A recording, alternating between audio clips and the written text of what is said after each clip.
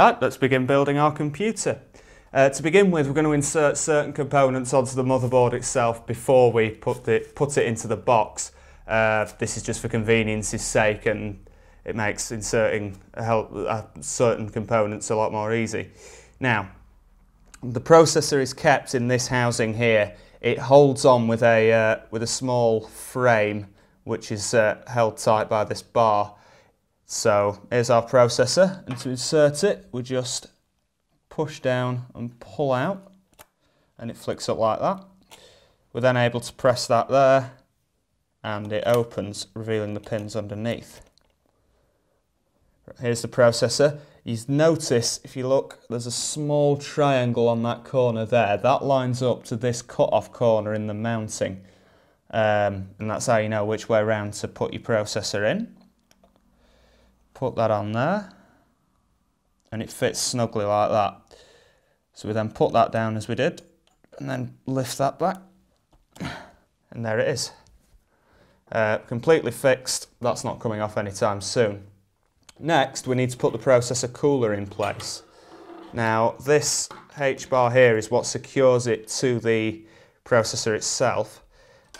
We use that, just wham that in there, and on it goes. So now that that's in, just the last step, the bridge between the two, is this thermal paste. It allows efficient transfer of heat between the two, stops the processor overheating as mentioned before.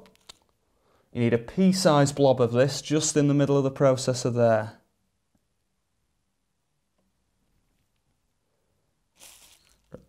And there it goes. So now, we take our processor cooler here and drop it straight over that.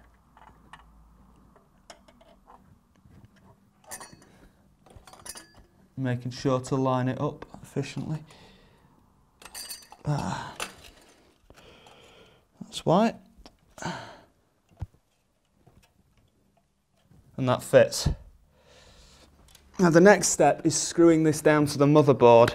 Doing so, it's important that you insert these screws into the motherboard in diagonal patterns and tighten them diagonally from each other. If you don't, there's a small risk that these could come loose on their own and fire out from the springs, in which case you've got a damaged motherboard. And there it is. Processor and cooling unit completely secured to the motherboard. And that's that. Now, moving on to the RAM. Moving on to the RAM, we're using, as you'll see here, two different brands of RAM. And you also notice there's two different colours in here where we insert the RAM. I mentioned before that we're using a dual channel system. That basically means that these two of the same kind of RAM go into the same colours in this rack here. So in order to do that, start with that one. We'll insert these XMS2s into the yellow slot. Now you lower that, it slides in there, ensuring that that gap meets the small protrusion in the middle, secures it. Push and slide, and it's sturdy, secure. Next step is to do it again, making sure, as I say, that it goes into the yellow.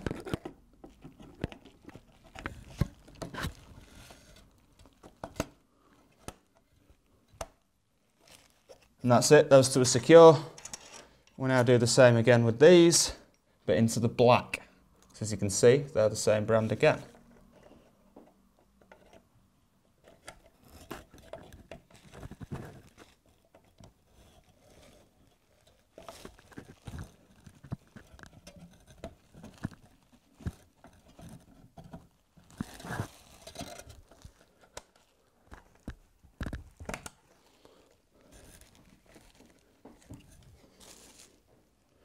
And again, just the last one into the black slot.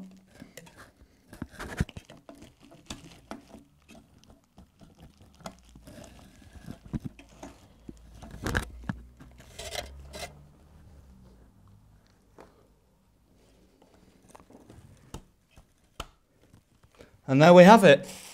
You have a complete processor and RAM all inserted into the motherboard. Just the last step is to ensure that the processor fans controller here is plugged into the motherboard, allowing it to draw power.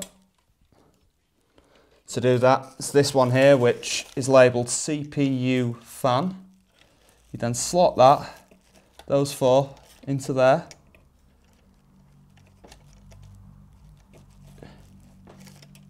And it's done. You would then put that into the case, but that's for a later step.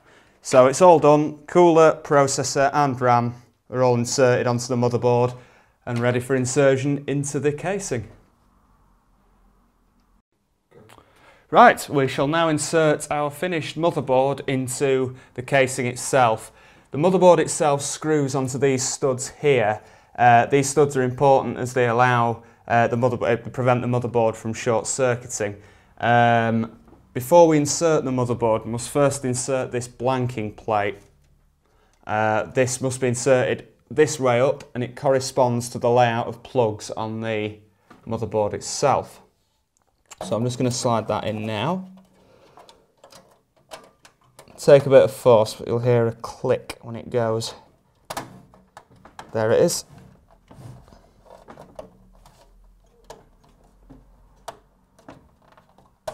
There we have it. The plate is inserted. Now, next step, line it up. As mentioned, it's important that those studs are in contact, and the only way that's going to occur is if it's lined up correctly. These buttons here correspond to the plate which I just inserted, so you line it up with the plate and you can guarantee you'll have it the right way around.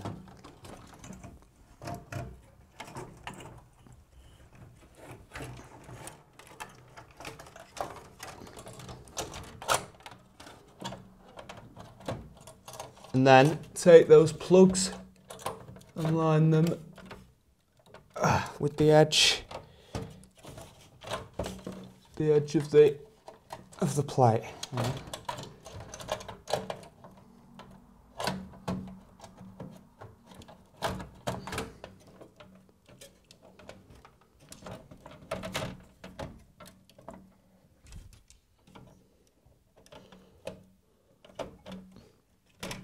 At this stage, we screw into the studs underneath. Right, next we're going to insert the parts of the case that require connection to the motherboard. As you can see, this here operates the lights indicating when it's on, off or asleep. The important thing to note about this kind of connection is they can only ever fit one way round and generally only in one place. In this instance, it fits on this white block here. And as you can see, just place it over and push, and on it goes. So that's now completely secure. Don't worry about this one, it's not being used in the project which we're building today. Next, we'll insert this red one, which is responsible for the firewire port in the front of this case, and oddly enough it goes straight into the red socket. Again, it can only fit one way round, and that stud there defines that shape. So if you go line that up with a small gap in the edge of the socket, and voila. Last but not least, audio. And the audio cable is inserted into this here at the far end. As you can see, there's a white dot there. That is the pin that does not connect to the motherboard itself, and it lets you know just which way around to connect it to the motherboard. Very useful. Right, and that is now inserted. The last little bit is to ensure. And that's it. We'll now move on to inserting the power supply.